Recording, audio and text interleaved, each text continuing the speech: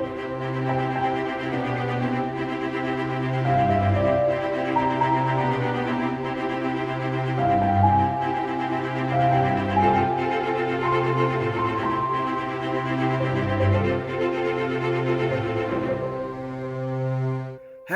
and welcome back, Superboy Beyond fans. Chris and Tom here with a couple of Beyond commentaries today. We've got the third episode of the immortal Max Fleischer's Superman from the 1940s. We've got $1 Billion Limited. Tom has just mentioned to me that he has not seen this in a while, so he can't even remember what it's about. Yeah, I've just had a quick flick through. As soon as I saw that it's the one on a train, it's like a train heist episode. Like I remember quite liking this one, but I don't have very strong memories of it at all. I think the last time I saw it was when I got my Superman motion picture Blu Ray collection, because it's one of the bonus things on there. Yep. I actually have it on. Years. Yeah, I actually have it on that set. I have the Steel movie box set, which was DVD, and then I've also got the Blu Ray set that they released about 2 years ago now. Is it? I think something like that. Yeah, maybe a little bit longer. I don't know. The last few years have been kind of a blur. Like I think ever since COVID, my sense of time has just been completely out of whack. And join the club. Yeah. So we're gonna count you guys in a moment. Just remember, there's gonna be no audio or video from the episode in our episode. It's gonna be a heavily filtered version right up there. Okay, just so you can keep in track with us, because we all know life happens. Okay, so I'm gonna count you in with a 3, 2, 1 train heist. So get your Blu-ray or DVD ready. Remember, this is episode 3. I don't know where you're getting it from, so I can't say what disc it's on. But for me, it's the Blu-ray is on. It's disc 1. There's only one disc. So get yourself ready. I'm counting you in. 3, 2, 1. Train heist. I know I say it every time we do one of these Fleischer cartoons, but it still feels weird to see the Paramount logo before a Superman project for me. Yeah. It just feels wrong for some reason. Yeah, we're all used to Warner Brothers. Although, let's see what happens with the public domain thing. Maybe there'll be some other versions of Superman at some point. They'll have to base it on the earliest version of the character, but that's okay. I hope that DC does something to keep it from. I don't mind if it does go into the public domain. It might mean that we get like a period piece Superman movie or something set in the 30s. Like I think that'd be pretty cool. Worse, we'll get what we've been getting with Winnie the Pooh and Popeye, horror themes. I think we've had enough horror themed Superman. I think most people would pretty much leave that alone now. Yep. So we got our got the intro. Yep. It is amazing how similar the intro for this is to the George Reeves show, which I guess they must have been inspired by this or something. Yeah. Plus, I think the radio show also had an intro kind of like this. So they're all three. I even mean just having Superman standing there, like his hands on hips, like you've got George Reeves do that exact same shot for the title sequence, don't you? Right, $1 billion in gold en route to mint. Well, I guess that's what the train heist is about. Yep, largest single shipment of gold ever attempted by Lois Lane. So she's got her byline. And I know that the Fleischers were using a lot of rotoscoping for stuff, and sometimes it looks kind of wonky, but this looks, top notch. Yeah, I think the wonkiness is just something that comes with the territory when you use rotoscoping for animation. Yeah, like I'm completely fine with it. I think 99% of the time, this show looks phenomenal. Even compared to like animation of today, like it's so much smoother. Yeah. But then let's face it, these days studios are using every method they can to save money when they do animation, aren't they? Mm. Even recent shows like Creature Commandos, like you can tell where the budget ran out in a couple of shots. Like, yeah, Or maybe looks that a was little just bit cheaper. James Gunn doing that purposely to make it look like the money ran out. Maybe, who knows? Because he has that kind of sense of humor. Hmm.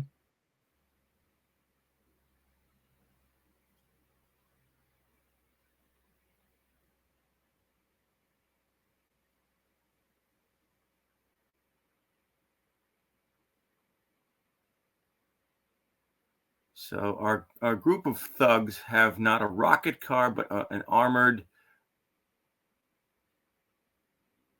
I guess, almost a Batmobile here. Yeah, very classic style. Yeah. I like the fact though that because this is a comic book show, like they don't just dress like any old like thugs, you know. They dress like comic book villains. Yeah. You know, they could have very easily just put them in like ski masks and that would be it. But I appreciate that they've gone a little bit further with the designs. Yeah. And yeah, I see what you mean with the car. Like it's got the fin on the back and all of that. It does remind me a lot of the like the earliest Batmobiles. It just needs like a bat head on the front. Yeah. And I of guess that course. was the style back then. I guess a lot of cars had fins.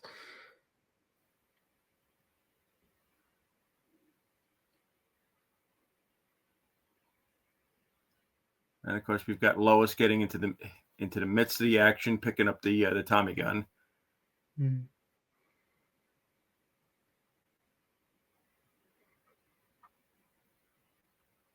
It's always great when Lois actually like properly gets involved and isn't just a damsel in distress. Because it didn't happen as often back then, you know.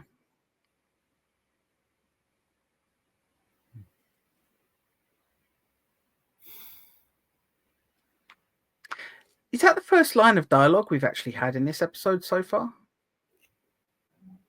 I'm trying to think No, if anybody no, else has no, spoken. no.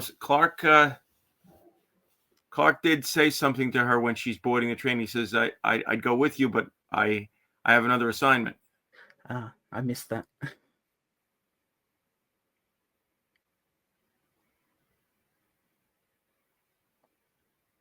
Now I wonder if the costumes that they've got the bad guys in this episode are based on anything from the comics.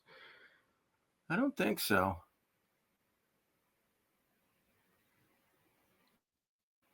Obviously, these cartoons go back so far.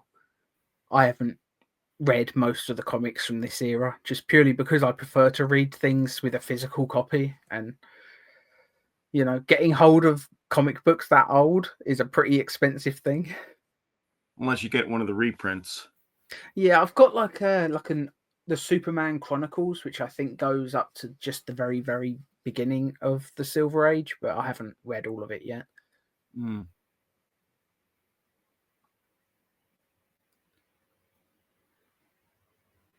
It is cool watching this episode just purely because the costume is so similar to my Christmas present that I got.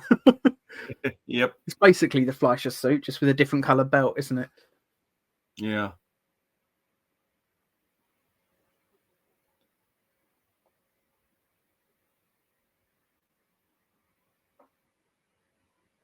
Damn. Just too late. Mm. Although being faster than a speeding bullet, you should have got there, really. Well, I guess this it's is just one of early those things. Superman, so he's not, he's not Flash level speed. Yeah.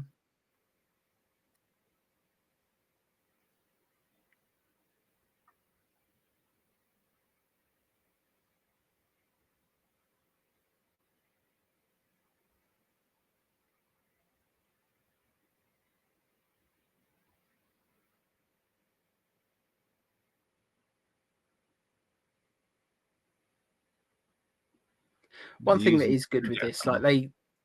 I wouldn't say that they've depowered Superman, but I like that he actually struggles with things like this. Like it's not just super easy, which, let's face it, the comic books at a certain point made him too strong, if anything, Yeah, that was during the the late Silver Age. 40s, beginning of the 50s when that happened. Hmm. Like, wasn't there an issue where he blows out a sun like it's a candle or something? I think so, I've yeah. heard. Yeah, I'm not sure if I've even read that one. I don't think I have, but it's one of those, one of those moments that people always bring up. I think I heard Grant Morrison talking about it. Actually, I think that's where I heard that. Maybe not.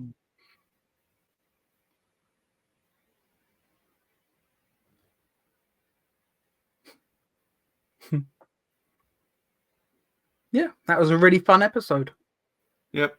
Just pure action the whole way through until the end, where we have a nice little joke, as so many of these episodes do.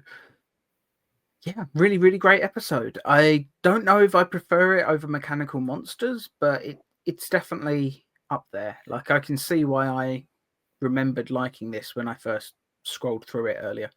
Yeah. Um, I mean, Mechanical Monsters, is like the litmus test that every one of these episodes is based upon, Yeah.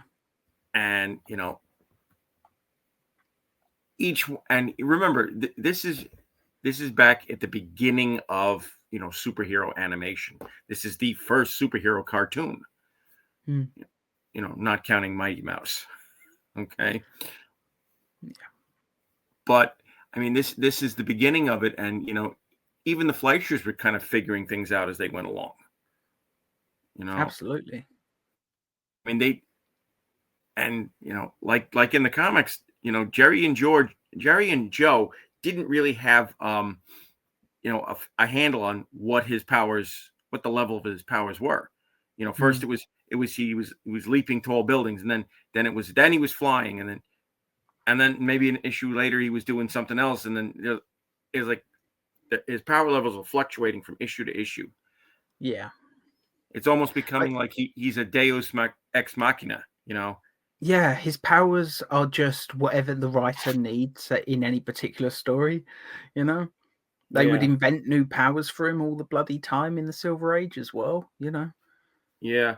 And I mean, they even did that back in the Golden Age, because there was an issue. I think it was one of the first issues with Lex Luthor. He had the ability to shapeshift his face, Hmm. which they dropped. That's funny. I wonder why they dropped that. I do remember one issue, and I don't remember exactly what the story was. I think there was like a boxer or something, and he helps him win one last fight. So he actually does makeup on himself to look like the boxer. Yeah, Um, I remember that being a pretty good issue, but yeah, if he could still shapeshift, I guess why would he need to? Unless that story came first. I don't know. no, Yeah. I think the boxer story came later, because there was a story, an article about it, and they said, his powers kept fluctuating. He could do this, and then there was one issue where he was able to shapeshift, and then it was done once, and it was dropped completely.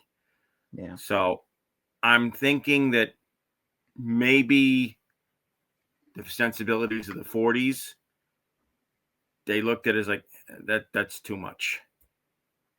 Yeah, maybe. I mean, let's face it, even in the Christopher Reeve movies, they made up powers. Like this, the plastic S that he throws can kind of be seen as a power, although I'm guessing he's using the fortress to actually make that happen. I But I would mean, assume I would assume all the stuff that's going on is either him using his super speed, like when he's appearing in 4 different places at once. That's obviously super speed, which I is why. always just figured that was like a hologram type thing, like using the fortress's hologram that he uses when he speaks to Jor-El or Lara or the Elders of Mm, Krypton. I just figured he was projecting holograms in the room. Um, yeah, That's how I always read that. But I mean, let's face it, even Zod and Co, like they have telekinesis in that movie, yeah, which is just odd because they're Kryptonian, so they should have the exact same powers as Superman. but Superman never uses that ability ever. So yeah, it's very weird. You know, it just shows that Richard Lester did not know what the frick he was doing. yeah, it's a shame, but oh well. It's actually still a fun scene. It's just a little bit annoying as a fan, thinking like Kryptonians can't do that, you know. Anyway, Fleischer episode 3. What do you want to give this 1 out of 10? I would say, what do we give the Mechanical Monsters? I think we gave that a 9. I would say this is about an 8 to an 8.5. 8.5 sounds about right. Maybe we could split the difference, call it a 8.25 for this one. Yeah, because I mean, it doesn't have the draw that the Mechanical Monsters has. No, but the action is very good. You know, I think it's a really solidly put together sequence. And it's, you know, it does exactly what this show should be doing, and that's like putting something on screen that they could not in a million years do in live action at that time.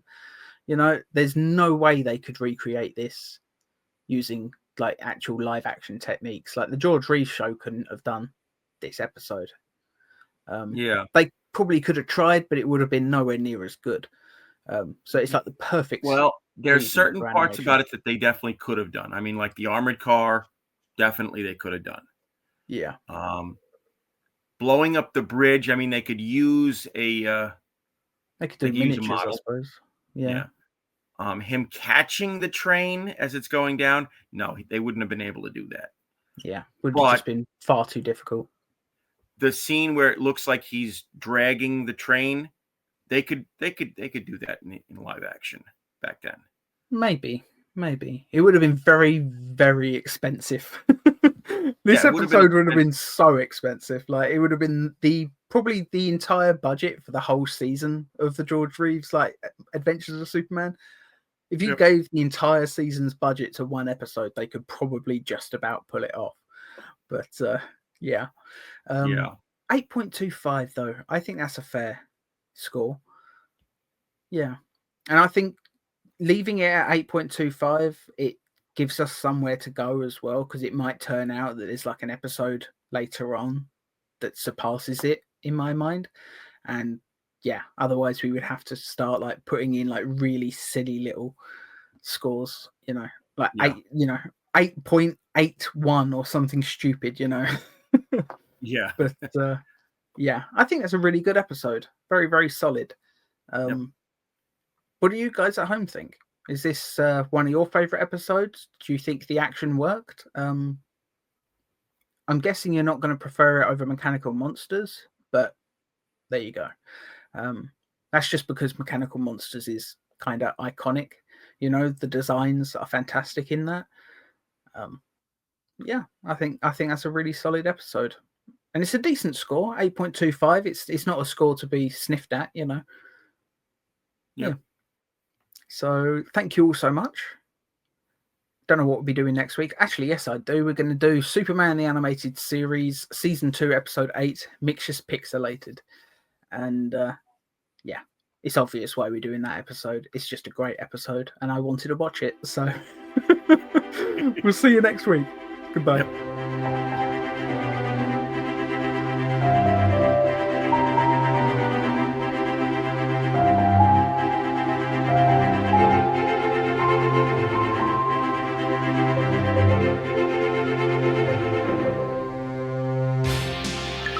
Viacom.